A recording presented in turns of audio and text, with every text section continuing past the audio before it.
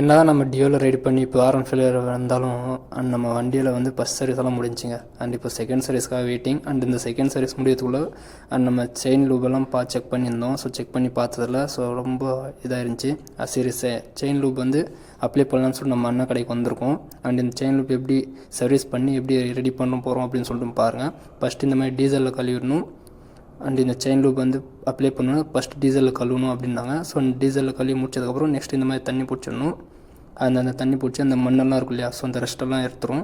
அந்த ரெஸ்ட்டெல்லாம் போனதுக்கப்புறம் நெக்ஸ்ட் இந்த செயின் லூப் இருக்குது. ஸோ இருங்க அது என்ன இப்படி அப்ளை பண்ணணும்னு சொல்லிட்டு நம்ம அண்ணன் சொல்லியிருந்தாங்க. ஸோ அதுவும் பாருங்கள்.